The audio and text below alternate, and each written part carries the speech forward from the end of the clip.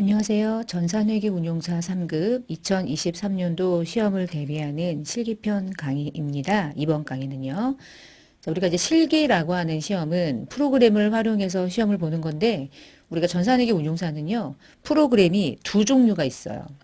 스마트 A라고 하는 더전 프로그램에서 이제 만든 프로그램을 가지고 시험을 보는 프로그램 버전이 있고요. 이게 아닌 다른 프로그램도 있는데 그러니까 대부분 이제 실무에서는 중소기업들은 기본적으로 많이 사용하는 프로그램이 이제 더존 회사가 만든 프로그램을 많이 쓰거든요. 그래서 더존 기업이 만든 프로그램의 명칭 중에서 버전 중에 스마트 A 프로그램이라고 하는 더존 프로그램을 활용할 겁니다. 그래서 만약에 나는 다른 버전을 쓰겠다, 뭐 S 플러스 다른 프로그램에 있는 기업의 버전을 쓰겠다 그러면 이 강의가 아니라 다른 강의로 여러분이 참고하셔서 학습을 하시면 되겠어요. 우리 실기는요, 프로그램을 이제 활용하는 게 주 목적이에요. 프로그램을 어떻게 다운받고, 그 다음에 실기 데이터를 어떻게 입력하는지 이제 실기 수업을 통해서 학습을 하실 거고요. 이번 시간에는 프로그램을 좀 다운로드 받는 방법을 설명드리면서 기본적인 정보 등록 하나씩 좀 해볼게요. 프로그램은 대한상공회의소 자격평가사업단 홈페이지에 들어가셔서 경로를 찾아서 다운로드를 받으셔도 되고요. 아니면 제가 지금 화면에 띄워놓은 사이트 보이시죠? 여기 보시면은 따따따 하시고요. webdisk.coche.net 이렇게 사이트를 열고 들어가시면 이런 창이 열리게 될 거예요. 자, 이제 열어볼게요. 제가 이렇게 해서 홈페이지를 열어보겠습니다. 이렇게 연 거죠. webdisk.coche.net 하고 들어갔어요. 자, 들어가면 여기 이제 상공회의소에서 웹디스크로 설정해 놓은 거고 여러분이 자료를 이제 다운받을 수 있는 이 디스크예요. 웹하드예요. 자, 웹하드에서 여기 아이디하고 비번을 입력하는데 아이디는 코챔 쓰시고요. 비번은 1을 6개 입력하시면 됩니다. 저는 이제 많이 해가지고 여기다 등록이 돼 있어요. 코챔 넣으시고요. 숫자 111111. 자, 입력이 끝나시면 로그인 하고 들어가 보세요. 이게 세무회계 버전이라는 게 22년도, 23년도 매년 달라지기 때문에 언제 얘가 또 업로드가 됐느냐도 잘 보셔야 돼요. 여기 요 아래쪽에 나와 있는 게 22년도 버전이기 때문에 22년도 버전은 사용하지 마시고 여기 노란색 폴더에 들어가신 다음에 대체적으로는 이제 대부분 교육 수업용 실기 프로그램 요 카테고리 안에다가 23년도 버전을 올려놓는 편인데 제가 지금 들어가 보니까 여기다가 올려놓지 않고 여기 아래를 보시면 다 22년도죠. 자, 어디에다가 저장을 해놨냐면 좀 어떻게 그렇게 해야지 뭐 그치? 여기서 실기 모의고사 한번 들어가 보실래요? 실기 모의고사. 자, 실기 모의고사 버튼을 누르신 다음에 우측에 보시면 23년도 전산회계 운용사 해가지고요. 모의고사 및 프로그램 해가지고 폴더 안에다가 요거는 2급 문제 유형이고요. 제가 이제 S 플러스도 있고 캠프도 있는데 이 S 플러스가 우리가 공부하는 스마트 A라고 하는 버전의 또 다른 이름이에요. 캠프를 쓰지 않는 거야. 근데 우리는 문제를 다운받을 게 아니라 여기 23년도 전산회계 운용사 실기 프로그램 2, 3급 버전 얘를 다운로드를 해주세요. 다운로드 하시고요. 받으시면은 바탕화면에 이렇게 생긴 게 하나 생길 거예요. 그럼 오른쪽 마우스를 누르신 다음에 반대집, 뭐 R집 상관없어요. 일단 풀어주세요. R집을 좀 풀어주세요. 바탕화면에 저는 좀 풀어볼게요. 바탕화면으로 풀어서 쭉 풀어놓고 요 폴더를 제가 바탕화면에 여기 있네요. 자, 이제 끌어올게요. 이렇게. 자, 더블 클릭해서 이제 문서를 열어보니까 요 안에 실기 프로그램 2, 3급 해서 두 버전이 있는데, 두 개가 있는데, 하나는 캠프고, 하나는 스마트 A라고 써 있는 거 보이시죠? 스마트 A를 S 플러스라고도 불러요. 여러분 그러면 캠프는 설정하지 마시고, 캠프가 다운됐다, 캠프는 지우시고, 예를 들면 헷갈리니까, 스마트 A, 얘를 더블 클릭해서 이제 실행을 하는 거예요. 여러분 얘를 더블 클릭하고 나서 실행하는 방식은 어렵지가 않아요. 그냥 계속 설치하시면 돼요.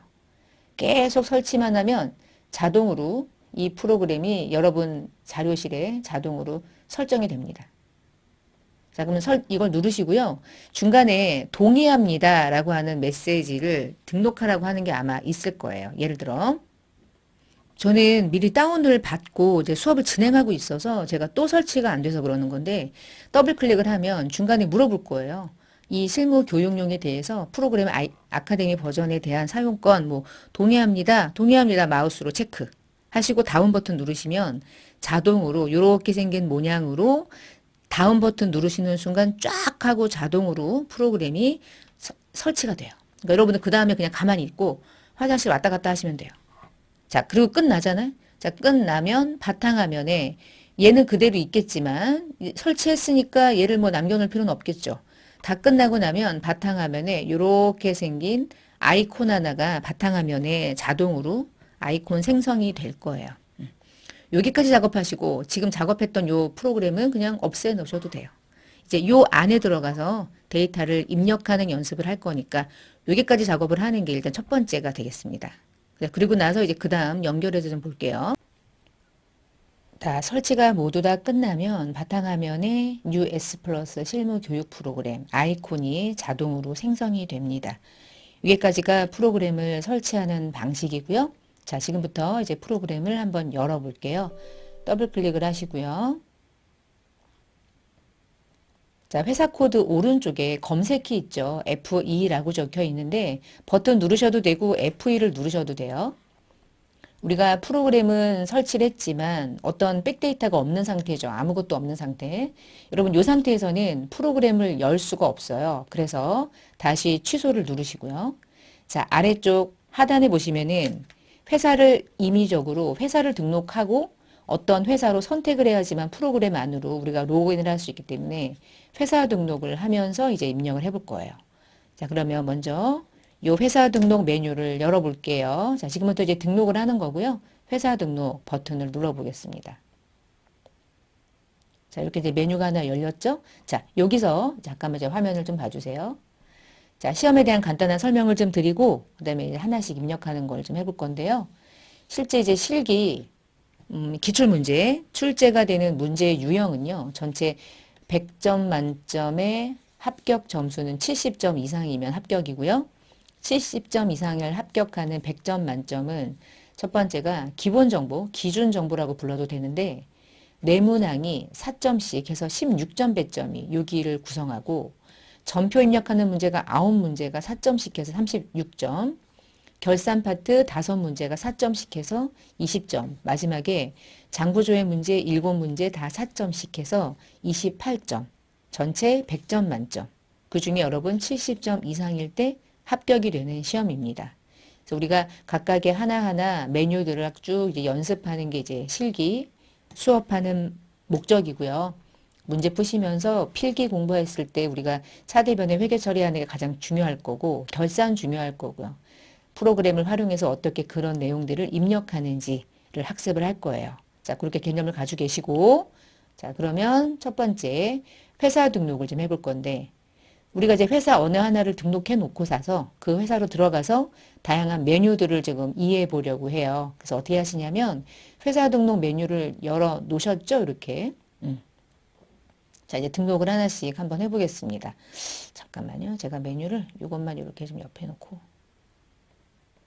회사 등록을 이렇게 띄워서 자, 왼쪽에 보시면은 회사 등록 코드 입력하도록 돼 있죠. 여러분 시험 볼 때 회사를 등록하진 않아요. 시험은 이미 회사가 다 등록되어 있는 상태에서 나머지 메뉴를 등록하거나 활용하는 문제인 거예요. 지금은 회사를 등록해야만 메뉴를 열 수 있으니까 지금 입력하는 겁니다. 자, 코드에다가 커서 놓으시고요. 회사 코드 1000번으로 부여를 해줄게요. 이렇게 입력하시면 돼. 그 다음에 오른쪽에 회사명 아래 보이시죠? 우주가구 주식회사 이름을 이렇게 한글로 바꿔서 넣으시고 우리가 시험 보는 기업은 기본적으로 법인이에요. 법인 사업자입니다. 자, 법인 사업자. 그래서 법인 선택해 주시고 당연히 뭐 국제회계 기준인데 개인 사업자 아니고요. 오른쪽에 사용하는 걸로 선택하신 다음에 우측으로 넘어와 보세요. 회계연도는 내가 지금 몇 년도 회계 처리할 거냐 이거죠. 자, 우리는 회계연도가 세 번째 연도 3기라고 가정한 거고요. 연도는 23년도 1월부터 12월. 연도만 입력했을 때 날짜가 자동으로 반영되는 특징을 가지고 있으니까 그런가 보다 하시면 돼요. 자, 그 다음에 아래쪽에 사업자 번호는 사업자 등록증에 있는 등록번호를 보고 입력하시면 되겠습니다. 10481-47228. 자, 두 번째. 얘가 법인이기 때문에 법인 번호가 사업자 등록증이 없고 여기 왼쪽에 사업자 등록증 왼쪽에 법인 등록번호 부여된 거 옮겨주시고 이런 식으로 그다음에 대표자 이름 사업자 등록증이 있네요. 전우주 써주시고요. 내국인 맞고요. 대표자의 그 주민번호는 있으니까 쓰는 거예요. 왼쪽에 대표자 주민번호 옮겨둬 보시고 그다음에 주소지도 입력을 한번 해볼게요. 이제 처음에 메뉴를 들어가는 거니까 우편번호를 줘야지 못해요. 우리가 우편번호 DB를 다운받은 게 아니니까 자, 이 유축에다가 서울특별시 서대문구 성산로라고 입력을 하시면 되는데 사업장 주소지 오른쪽에 요거 버튼을 누르신 다음에 이렇게 조회하실 수도 있는 거거든요. 이렇게 해서 서울특별시 서대문구 성산로 408 해서 조회를 하셔도 되고요. 자, 선택해서 적용 하시면 이렇게 주소지가요. 서대문구 성산동이니까 서대문구 성산로가 관할 지역이라서 뭐 도로명 주소 코드든 아니면 관할 세무서든 관할 지자체 법정 코드든 자동으로 반영되는 특징을 가지고 있어요.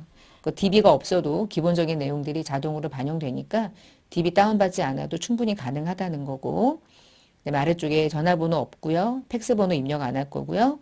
업종 코드는 이 사업자 등록증에 넣고요. 여러분에게 별도로 자료로 주어진 코드가 여기 왼쪽에 보시면 515051 이렇게 넣어서 자, 이 회사는 도매와 소매를 같이 하고 있고요. 사무용 가구나 기기를 도매하는 회사래. 사무용 가구 보이시죠? 그러면 업태와 종목을 묶어서 우리가 업종 코드라고 부르는 거고 업태와 종목이 자동으로 반영되니까 그냥 굳이 수정하지 마시고 두셔도 돼요. 지금 우리는 여러분 회사 등록을 입력하는 게 시험은 아닌데 회사 등록을 한번 해본다고 생각하시면 되겠어요. 자, 왼쪽에 보시면은 여기 오른쪽에 사업자 등록증에 계엄 연월일 보이죠? 2021년도 2월 15일. 자, 왼쪽에 2021년도 2월 15일이 설립 연월일과 계엄 연월일이 동일하대요. 그러면 이 날짜는 이날과 2021년이죠. 수정. 같다는 얘기죠. 국세환급금 이런 건 없고요. 하나만 더 넣어보면 자, 우측에 보시면은 여기 아래쪽에 전자 우편번호 있잖아요. 그건 추가 사항에 입력을 해요. 이게 오른쪽에 가셔가지고 중소기업 밑에 보시면은 이메일 주소 입력하는 칸이 있을 거예요. 여기 아래쪽에. 아래쪽에다가 이 정도 추가해 주시면 정보는 끝. 시험 볼 때는 회사가 입력이 되어 있을 거고 우리는 지금 프로그램을 메뉴를 열어서 활용을 해야 되기 때문에 가장 먼저 하실 일은 회사 등록을 화면에서 먼저 등록하고 들어가는 거. 요거 설명드렸고요. 자, 그럼 등록이 다 되면 따로 어떤 저장하는 메뉴는 따로 없어요. 입력이 되면 저장이 되는 거예요. 이 커서를 여기다 갖다 놓고 여기다 갖다 놨을 때 우주가구의 데이터가 이제 화면에 열리죠? 그럼 자동으로 저장이 된 겁니다. 그 메뉴를 닫아 주시고요. 자, 원래 이 메뉴 있죠? 처음에 들어갔던 메뉴. 자, 여기서 회사 코드 오른쪽에 검색키를 누르시면 이제 우주가구 회사가 줘야 되겠죠? 확인하고 로그인 하겠습니다. 비밀번호는 입력하실 필요가 없고요. 자, 전체 우리 이제 이 시험을 보기 위한 자격 메뉴는 다음과 같아요. 이 중에서 메뉴, 그러니까 왼쪽에 있는 것들을 이제 툴바라고 부르는데 회계 메뉴, 인사 메뉴, 물류 메뉴, 법인 메뉴 이렇게 네 가지 메뉴로 나누어져 있거든요. 자, 네 가지 메뉴 중에서 전산회계 운용사 3급 지금 여러분이 공부하고자 하는 메뉴에서는 회계 메뉴 여기 이제 재무회계라고 부르는데 이 재무회계 회계 메뉴를 눌렀을 때 보이는 메뉴 중에서 부가가치세 여러분 요거 신고서를 열거나 하는 것들 관계없고요. 이해 관계없고요. 여러분 요거 백업 데이터 복구를 나중에 실기 DB를 활용할 때 얘를 활용할 거예요. 이건 나중에 할 거. 나머지는 필요 없는 메뉴. KIFRS 재무제표 요걸 여러분이 조회하실 거고요. 이 중에서 요 메뉴, 이게 기초정보관리. 지금 이 중에 회사 등록 메뉴를 먼저 한번 해본 거예요. 여기. 전표 입력 장부, 요거 중요할 거고요. 고정자산 등록 중요할 거고, 결산세무제표 중요해요. 그러니까 부가가치세 메뉴만 여러분이 활용을 안 하신다고 보시면 돼요. 자, 여기까지는 이제 우리가 재무회계에서 사용하는 메뉴고요. 인사급여는 아예 시험에 안 나옵니다. 자, 물류관리가 여러분 시험에 나오는 메뉴인데 이 중에서 상품을 매입하면 입고 입력해서 회계로 넘겨주고 상품을 팔면 출고 입력해가지고 회계로 넘겨줘요. 그리고 재고자산과 수불부랑 명세서를 확인해서 기말 재고자산에 얼마가 재고로 남았는지 나중에 여기서 확인해야 되는 작업을 거치게 돼요. 그 외의 것들, 얘네들은 활용할 필요가 없고 이 중에 부서 등록, 품목 등록 이런 애들만 이제 기준정보 등록이라고 하는 메뉴로 시험에 등록하는 문항으로 출제가 되고 있어요. 하나씩 볼 건데 여러분 메뉴가 좀 익숙해져야 돼서 막 눌러보는 거예요. 이렇게. 근데 회계하고 물류관리 메뉴만 여러분이 활용한다는 거야. 메뉴가 다 열리긴 하는데 법인은 운용사 1급에만 출제가 되고요. 인사급여도 운용사 1급에만 출제가 돼요. 우리는 회계랑 물류관리 메뉴만 쓸 겁니다. 자, 다시 회계 메뉴를 눌러 놓으시고요. 회사 등록을 했어요. 그럼 두 번째 볼게요. 기초정보 등록에 이제 상기업이라고 하는 게 무슨 말이냐면 우리가 상기업은 상품을 사서 상품을 판매하는 기업이고 제품을 제조해서 판매하는 제조업은 원재료를 매입해서 제품으로 제조해서 제품을 팔죠.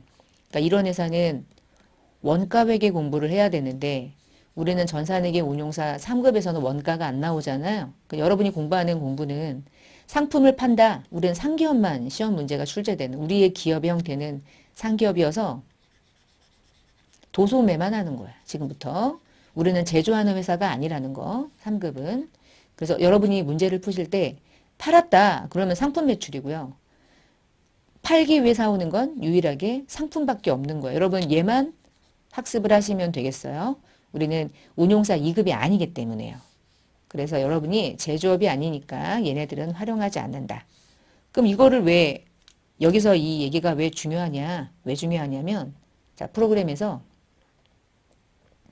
요 우측에 기초정보관리 왼쪽에 보면 환경 설정이라고 있을 텐데 이 환경 설정에 보시면은 여기 회계원 메뉴를 열어보세요. 회계원 메뉴 열어보시면은 매출은 상품 매출로 세팅되어 있죠. 그리고 이 매출에 대한 채권은 주된 매출 채권이라면 통상적으로는 외상 매출금을 많이 쓸 거고요. 동시에 주된 매입은 상품이라는 계정 과목으로 자동 설정되어 있고요. 그것에 대한 주된 매입 채무 계정은 외상 매입금이라고 적혀 있는데 여기서 말하는 이 상품 매출과 상품이 상기업에 적합한 환경으로 설정되어 있다는 것을 설명드린 거예요. 시험에 나오지 않습니다. 여러분이 알고 계셔야 이게 연결돼 있구나. 프로그램이 이런 것을 기본적으로 설정해 놓고 회계 처리를 하는구나. 그렇게 이해하시면 되겠어요. 부가세랑 관련이 있고요. 여러분 시험 보실 때 환경 설정은 메뉴를 들어오실 필요가 없습니다. 자, 한번 열어본 거예요. 메뉴가 있다는 걸 설명드리기 위해서. 그러면 열었다. 나가고 싶어. 메뉴를. 그럴 때는 X 버튼 누르셔도 되고요. 오른쪽 마우스 눌러서 닫기 하셔도 되고 메뉴를 닫을 땐 자, 저는 전체 메뉴를 열어놓은 상태니까 얘는 열어놓으시고 자, 지금까지 환경 설정을 잠깐 설명드렸습니다. 자, 그럼 이제 세 번째. 우리가 매출 채권이든 매입 채권이든 물건을 사고 팔 때마다 우리가 거래처를 입력해야 되잖아요. 매출했어. 외상이야. 그러면 누구한테 물건을 팔았느냐에 따라 그 상대 거래처를 걸어놔야 돈이 들어올 때까지 잔액 관리를 할 테니까. 그래서 잔액 관리하기 위해서는 거래처 입력을 반드시 해야 돼서 거래처 등록을 할 건데 이 거래처 등록은 여러분 시험에 출제가 돼요. 무조건 출제돼. 요거는 시험에 무조건 출제. 두 개 거래처 입력해요. 전체 점수 무조건 4점을 주는 시험 문제입니다. 그러니까 입력하는 방식만 아시면 4점을 그냥 가져가는 문제예요. 자, 거래처 등록하는 것 좀 열어볼게요. 기초정보관리 세 번째 카테고리에 있습니다. 거래처 등록. 메뉴를 열어보시고 거래처가요. 메뉴가 탭으로 보면 세 개 탭이 있는데 일반, 금융, 카드. 자, 보시면 일반 열었을 때 우측에 입력하는 내용과 금융 열었을 때랑 카드 거래했을 때 다르죠. 카드는 카드 번호 넣어야지. 금융기관은 계좌번호 넣어야죠. 일반은 대부분 나랑 같은 사업자 번호를 넣어야죠. 자, 입력하는 카테고리가 다른 거예요. 일반 거래처부터 넣어볼게요. 첫 번째 코드 201번이래요. 201번을 손으로 이렇게 넣어주시고요. 거래처 이름을 요 위에다가 입력을 해주시면 되겠습니다. 한국가구. 자, 우리가 등록하고자 하는 상대방 거래처가 사업자 번호가 있는 잔지, 개인이면 주민번호가 있는 잔지, 개인인데 외국인이냐에 따라서 코드 체계가 다르겠죠. 대부분은 이제 사업자 번호만 입력할 거예요. 여러분 시험에. 사업자 번호 선택하시고요. 사업자 번호 왼쪽에 보이시죠? 한국가구 거 보고 입력하시면 돼요. 숫자만 입력하시면 돼요. 그치? 중간에 어떻게 입력하는지 체계는 딱딱딱 정해져 있으니까 숫자만 104 81 24017 넣어주시고 대표자 이름 나와 있네요. 김한국 넣어주시고요. 중요한 거는 이 김한국 거래처, 한국가구가 나에게 어느 거래처인지 여기 구분 있잖아요. 이 구분에서 매출 거래처를 반드시 수정해 주셔야 돼. 그리고 사용. 근데 여기까지 매출까지는 했어요.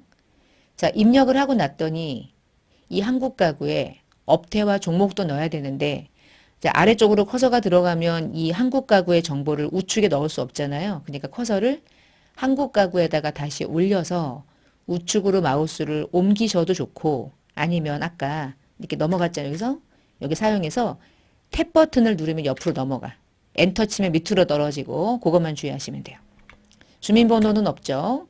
대표자하고 사업자 번호는 이미 입력한 걸 끌고 왔고요. 자, 우측 기본사항에다가 업태 도매 넣고 그 다음에 종목은 생활가구 요 정도까지만 넣어주시면 돼요. 이게 2점짜리 입력이에요. 다 자료를 줄 거고요. 요대로만 입력해 주시면 되는 게 시험 문제입니다. 자, 두 번째 코드 넣어볼게요. 코드 202번 코드 넣어주시고요. 누리가구 그 다음에 코드 번호 10781312220 대표자는 한대한.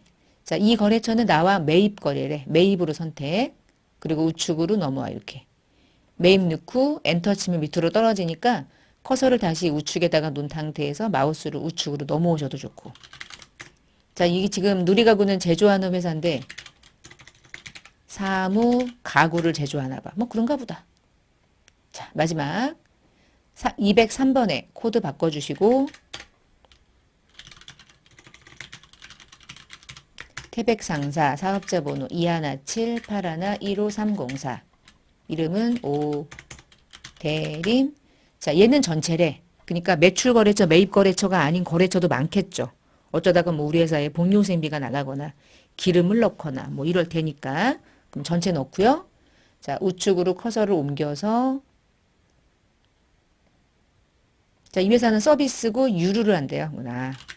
뭐 주유와 관계가 되는 어떤 회사인가 봐요. 이 정도까지. 그 다음에 아래 보시면은 거래 시작일은 2023년도 1월 1일인데 요즘엔 요거 안 넣어요. 근데 거래 시작일 1월 1일까지 만약에 넣으라 그러면 요 아래쪽에 보시면은 거래 시작일을 2023년도 0101 이렇게 바꿔주시는 방식으로 거래 시작일이 이 거래처랑 나랑 거래를 언제부터 시작했는지도 등록해 놓으면 뭔가 부수적인 자료로서 나중에 활용할 수 있는 방법도 있을 테니까 그런 식으로 이제 활용하기 위해서 관련된 거래 시작일도 입력할 수 있도록 하고 있으니까 그것도 여러분이 참고하셔서 보시면 좋을 것 같고요. 자, 여기까지 이제 입력은 끝난 거죠. 자, 그러면 일반 거래처 입력이 끝났으면 두 번째 이제 금융기관 거래처 입력하는 메뉴를 열어볼게요. 금융기관은 우측에 입력하는 것들이 좀 내용들이 다르죠. 자, 그러면 커서를 그 다음 페이지로 넘어가서 금융기관 거래처를 조금 위로 올릴게요. 여기 우측에 맨 위에 보면은 은행 등록이라고 되어 있는데 국민은행하고 하나은행하고 일단 은행도 등록해 놓고 그리고 그 은행의 거래처를 또 등록하고 은행 등록하는 거랑 거래처 등록하는 거랑 두 개 한번 해볼게요. 자, 어떻게 하시냐면 우리가 은행 등록 있잖아요. 요거 이렇게 코드를 100번하고 200번으로 은행 등록을 하는 이유는 나중에 어음과 관련해서 주고받을 때마다 이게 어느 은행에서 발행된 어음인지 이런 것들을 내부적으로 관리하기 위해서 은행을 별도로 코드로 관리하는 거예요. 자, 은행 등록은 어디에서 하시냐면 우측에 보면 기능 도움이 있어요. 자, 기능 도움 아래쪽에 카테고리 내려서 은행 등록 F8 있을 겁니다. 보이시죠? 자, 여기다 커서를 놓으세요. 놓고요. 정보를 입력하시면 되겠습니다. 100번에다가는 국민은행 넣어주고 200번에다가는 하나은행을 넣어주래. 이렇게 은행 등록하는 건 여러분 시험에 거의 안 나올 거야. 이미 등록이 되어 있을 테니까. 근데 알고 계시라고 한번 해봤고, 자, 은행 등록한 상태에서 첫 번째 우리 98001 국민은행 역삼지점 넣어보겠습니다. 98001. 98001이니까 코드가 되게 크네요. 그쵸? 일단 어떻게 시작하냐면 금융기관은요. 코드 체계가 98000부터 출발해요. 그러니까 일반 거래처는 97999까지를 사용하고요. 코드 체계가 달라요. 그러니까 코드 체계에 따라서 거래처를 입력하는 내용도 달라지는 거예요.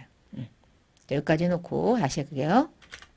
98001. 그 다음에 은행명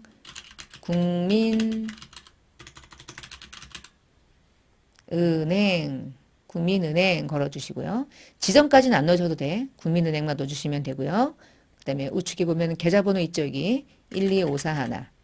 자, 여러분 계좌번호 넣을 때는 사업자 번호하고 똑같은 방식으로 코드 체계가 은행마다 다 다르기 때문에 중간에 끊어서 구분이 되는 다시 버튼은 여러분이 넣어주셔야 돼. 그냥 그대로.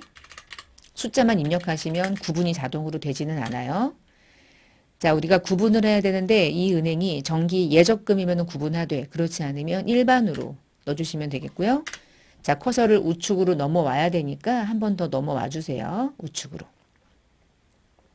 됐죠? 여기서 계좌 개설점 지금 딱 여보면 우리가 방금 전에 입력했던 그 은행 두 개 코드가 뿔고 오는 거죠. 자, 이 은행은 국민은행 선택. 그다음에 국민은행이고 오른쪽에 보면 계좌 개설점이 역삼지점이잖아. 요때 이제 역삼지점 써주시는 거야. 자, 예금 종류는 손으로 입력하는 거죠. 보통 예금이라고 넣어주시고요. 우측에 보통인지 당좌인지 기타인지 한번 선택할 수 있게 돼 있어요. 보통 예금이니까 그대로 사용하시면 되겠고요. 자, 이자율도 주어졌네요. 3%. 사업자 등록번호는 은행인데 은행의 정보는 별도로 주어진 게 없으니까 그냥 무시하시면 되겠고 쭉 내려가면 이 중에 더 추가적으로 등록할 사항들은 없고 계좌 개설일 정도만 입력하죠. 2023년도 12월 1일이래. 요 정도까지만 등록을. 마지막 우리가 계좌 해지는 하지 않을 테니까 요것까지는 여러분이 추가로 입력하실 필요가 없고 이렇게 입력하는 거 어때요? 괜찮죠? 만약에 계좌 개설일을 별도로 주지 않으면 입력을 굳이 억지로 넣으실 필요는 없습니다. 자, 두 번째 은행 넣어볼게요. 98002 하나은행 계좌번호 254-36587-3511. 자, 이 예금은 정기예금이네요. 정기예금 선택. 자, 우측에 정기예금 은행은 하나은행 선택. 하나은행 노년지점 선택해 주시고 우측에서 여기다가 예금의 종류는 정기예금이죠. 요거는 손으로 입력. 만기가 언제죠? 2023년도 여기 써있죠? 계좌 개시일자가 만기겠지? 2023년도 0131. 만기 수령액은 알 수 없고 이자율은 여기 써있네요. 5%. 월 수입액 없고요. 자, 그러면 나머지 입력해야 될 건 계좌 개설일과 계좌 해지일 23년도 2월 1일부터네. 아래쪽에다가 2023년도 0201, 2023년도 0131까지 이렇게 해서 금융기관 거래처 등록 가끔 나옵니다. 많이 나와요. 생각보다. 자, 그럼 마지막 이제 카드 등록 해볼게요. 내려놓고 다음 페이지. 여러분 카드는 이게 내가 물건을 매입하는 카드인지 내가 물건을 사오는 카드인지에 따라서 조금 달라지거든요. 그래서 카드 거래처 놓으시고 먼저 99901 코드 체계가 이제 600번, 600번으로 넘어가요. 아이고 잘못 넘어갔자. 다시 거래처 코드 카드 99601 이거 봐. 자, 이거 제가 실수했지만 이거 일부러 실수한 것 같이 제가 여기다가 99601을 아무리 쳐도 수정이 안 되죠. 그러니까 뭔가 이상한 게 등록된 것 같은 어떤 정보가 들어가 버리면 수정이 안 돼요. 번호는, 코드는. 이때는요, 이 줄에다가 커서를 놓은 상태에서 위에 보시면 삭제 버튼 있죠. 선택한 이 한 라인을 한 번에 날리는 거예요. 네 하시면 내가 잘못 입력한 정보가 날아가죠. 그럼 다시 입력하실 수가 있습니다. 99601. 시험 볼 때는요, 코드가 다예요. 그래서 코드가 정확하게 맞아야 돼요. 자, 국민카드, 카드 번호가 네 자리, 네 자리, 네 자리, 네 자리. 여러분이 알고 있는 일반 신용카드 넘버 체계죠? 다시 넣어주시고요. 그러니까 이거는 매출할 때 돈이 들어오는 카드의 개념이 아니라 물건 살 때 내가 긁는 카드잖아. 그러니까 매입이란 뜻인 거지. 매입 선택, 당연히 사용, 그러면 우측으로 넘어가요. 회사가 가지고 있는 사업용 카드래요. 자, 무슨 말이냐면 여기 카드 구분에다가 커서를 놓고 요 아래쪽 하단에 보시면요. 그냥 회사 카드면 0, 혹시 개인 카드면 1. 근데 회사 카드가 사업용 카드로 되어 있으면 2. 개인 카드인데 사업용 카드면 3. 근데 지금 뭐야? 회사 카드인데 사업용 카드니까 2번을 바꿔줘야 되죠. 그러니까 얘는 숫자 2번으로 수정. 여기다가 커서를 놓고 2 이렇게. 그러면은 회사 사업용 수정되죠. 먼저 이렇게 하나 수정해 주시고 다시 좀 자료를 내려가서 매달 결제가 25일에 결제가 된다. 우리가 카드 결제일이 정해져 있잖아요. 카드 소유 담당자 따로 없고요. 결제 계좌가 있네요. 여러분 국민은행 결제 계좌 있죠. 여기서 아래쪽에 F2 누르면 방금 전에 국민은행 거래처 입력한 거 있지? 그거 끌고 오는 거야. 자, 확인. 사용 한도 5억 정도 된대. 그 다음에 쭉 주민번호 이런 건 필요 없고 유효기간이 있네요. 2020년 2월 10일부터 아래쪽에 보이시죠? 여기 유효기간. 그래서 나머지 필요한 정보 추가로 등록을 하시면 되겠습니다. 아유, 마우스 어디 갔어? 자, 이렇게 해서 하나 등록하고요. 그 다음에 하나 더 넣어볼게요. 99602 국민카드사. 이번에는 5572 하나하나래. 이게 무슨 코드 번호냐. 여러분 내가 물건을 팔면 상대방 업체가 우리 회사에 와서 물건을 사갈 때 카드 결제를 하는 경우 있잖아. 우리 회사에도 신용카드 결제 기기가 있어서 내가 신용카드 결제 기기로 돈을 한 달 뒤에 신용카드 결제 대금으로 받는 경우가 있을 거 아니에요. 그러니까 이 경우는 이제 매출이란 뜻이지. 매출 가맹점 넘버란 뜻인 거야. 그래서 지금 주어진 번호는 카드 넘버가 아니라 가맹점 넘버인 거죠. 가맹점 넘버. 입금은 어디로 들어오냐 그랬더니 국민은행으로 들어오는데 국민은행 확인. 그다음에 수수료율은 한 3% 정도 징수하고 있고요. 계약 기간이 정해져 있네요. 21년도 10월 8일부터 그럼 여기다가 마지막 요 계약 시작일 에서 2021년도 1008에서 2026년도 1007까지 날짜 입력. 지금 거래처 등록, 일반 거래처 등록은 코드 체계도 다르고 입력하는 내용도 다르죠. 금융기관은 금융기관마다 다 다르죠. 카드 거래처가 다르죠.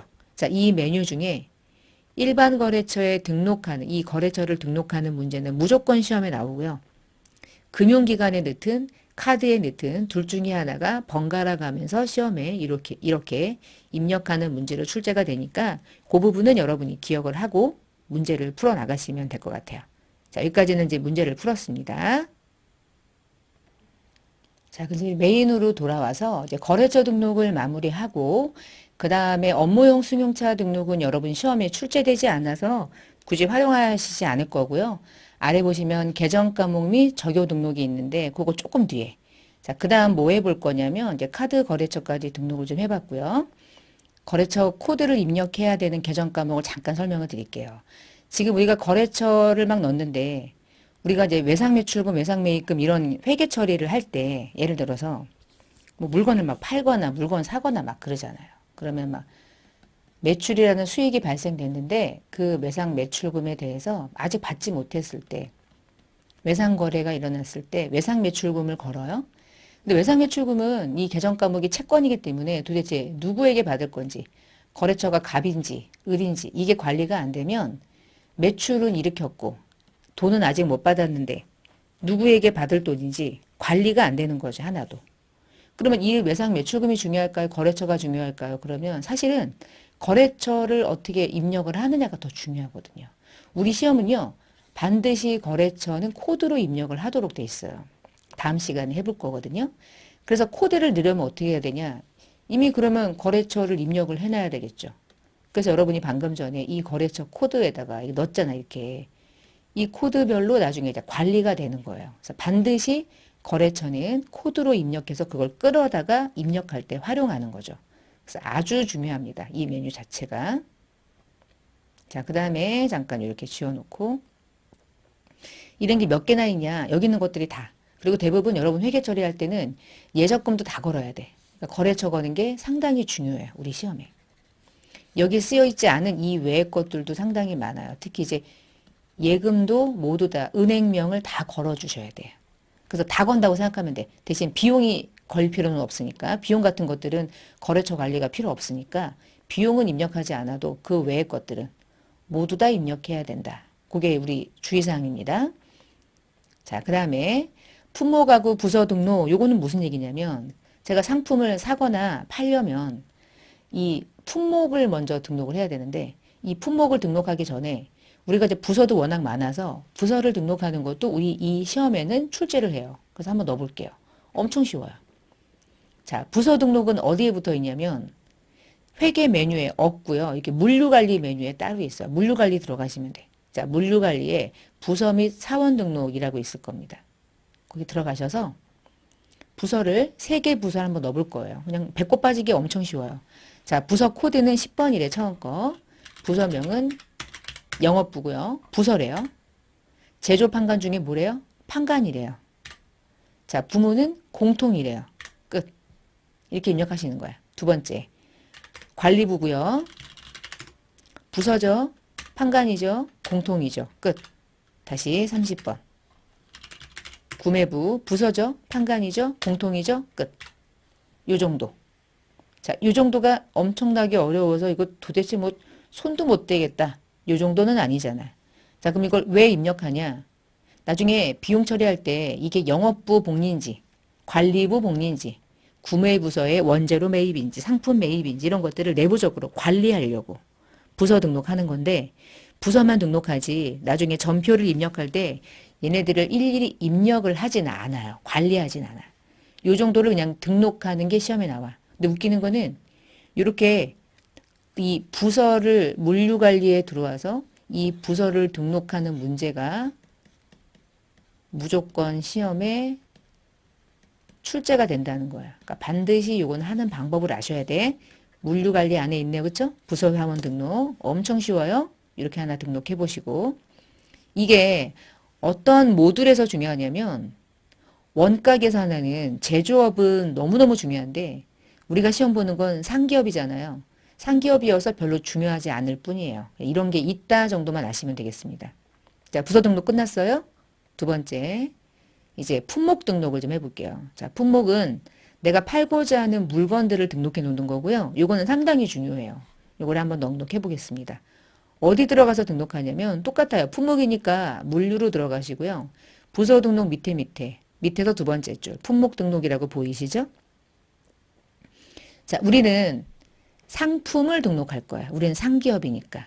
그럼 이 중에서 상품을 계속 입력하는 게 귀찮으시면은 상품 카테고리로 들어오셔요. 그럼 무조건 상품으로 등록이 되는 거야. 그러면 좀 편하겠죠, 입력할 때. 전체로 들어가면 상품을 클릭해야 돼. 근데 상품으로 들어가면 그냥 품목 등록을 바로 넣어도 상품으로 등록이 돼요. 아시겠죠? 자, 넣어볼게요. 코드부터 101번 코드 넣으시고 내가 판매하는 101번 코드는 품목의 이름이 책상이고요. 상세 규격은요. 10-1이래요. 자, 우측에 대분류, 중분류, 소분류, 규격군은 입력을 안 하는데 왼쪽에 보시면은 단위 있죠. 기준 단위. 5번부터 8번까지 단위를 넣어야 되는데 이게 이제 한 개당을 의미하는 거잖아요. 그쵸? 요때 영문으로 EA 이렇게 하셔도 되고요.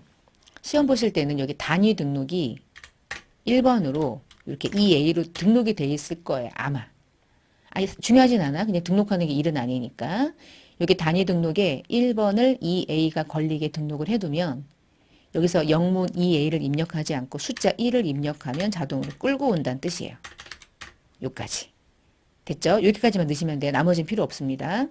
두 번째 코드 202번 넣고 의자 넣어주시고 20-9 한 다음에 여기서 영문 이해를 또 입력하려면 한 0을 바꿔야 되니까 1 이렇게 하셔도 불러온다는 뜻이에요. 얘를 1번 누른 이유는 단위 등록을 입력해놔서 걔를 끌고 오고 있는 거고요. 세 번째 이제 305번에 금고 넣으시고 35-4 단위 넣어주셔야 돼. 요까지. 이렇게 하면 우리 지금 품목 등록한 거예요.